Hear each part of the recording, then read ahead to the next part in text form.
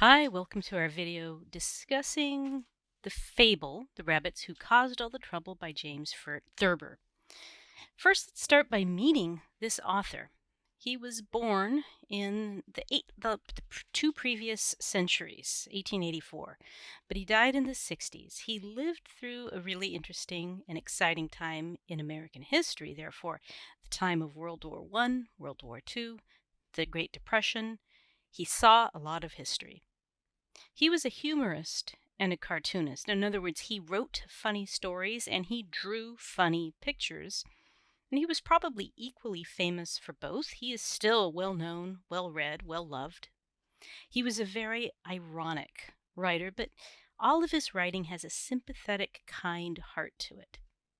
He had only one eye, and some people think that this is the reason he had such a rich imagination. Here's an example of one of his cartoons.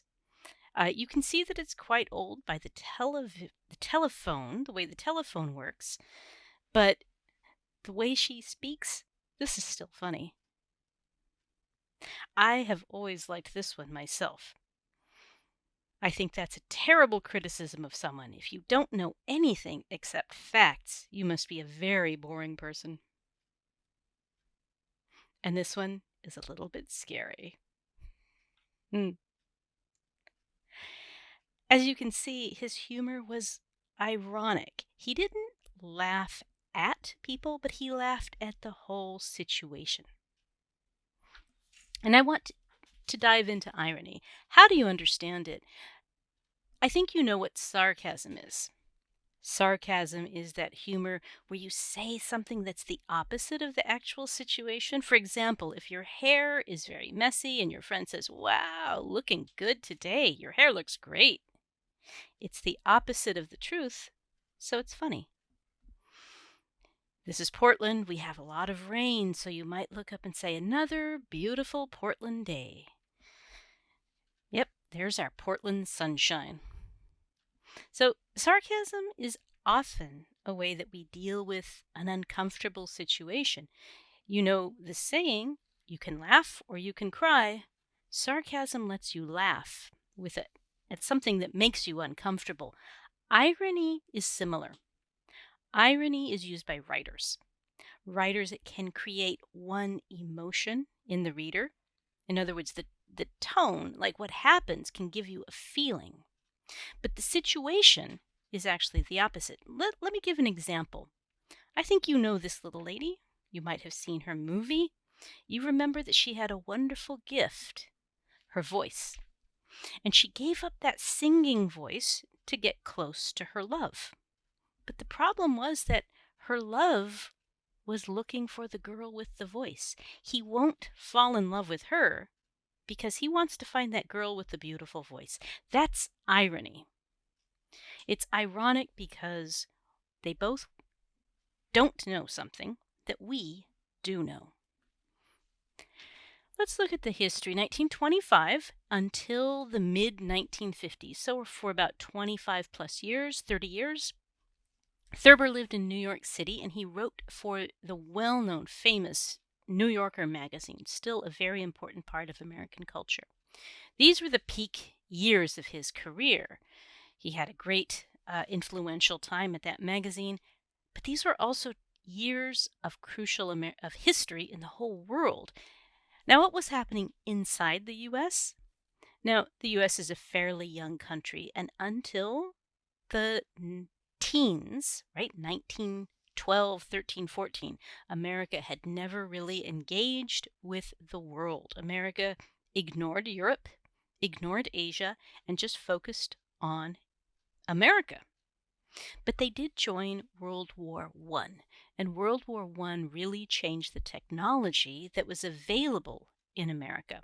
So Americans had cars, phones, radio, movies for the first time ever. And the stock market was very powerful. Banks, the economic system was becoming abstract. The stock market is different from people working for a paycheck. And in fact, the workers were making very little money, but the wealthy people who had stocks and bonds, You might know about Wall Street.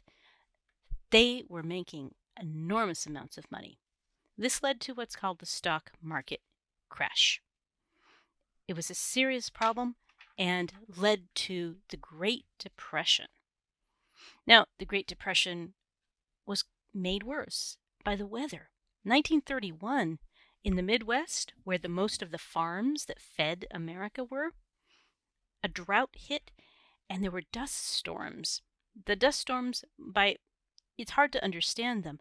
They would completely cover towns, houses, farms with 2 or 3, 4 or 5 feet of dirt, killed many people, destroyed the farming culture, and those people became homeless. In 1933, we got a new president to deal with this horrible situation. There were over 1 million homeless Americans, and he dealt with it by what's called the New Deal. We don't need to worry about that yet. But let's think about what was happening in the whole world. Same time period. Hitler announced a revolution against the German government. It failed, but he tried it again. Japan invaded into the mainland of Asia. A couple years, 10 years later, after failing in his revolution the first time, Hitler succeeded, and he became Germany's leader. He started imprisoning and killing people he considered his enemies, and those were mostly people of a race different from his. Italy went into Africa, invading Ethiopia. Japan invaded China. Germany invaded. You need to know the word invade. That means one army just attacks another country, moves into that country with the intention of taking it over. So you can see that in Asia, in Europe, in Africa, there are invasions by 3 aggressive countries. Now, how did Thurber react to all of this? His politics are somewhat unclear. He never explicitly wrote about politics. He didn't get into detail to say, this is how I vote, this is what we should do. He was an artist, right? In this fable that he wrote, he is using his art to speak to the world he lived in, the situation he was looking at. Like all fables, The Rabbits Who Caused All the Trouble has a moral, a lesson. Something I want you to think about is, who is the lesson for? Children, adults, Americans, Germans? Who is it for?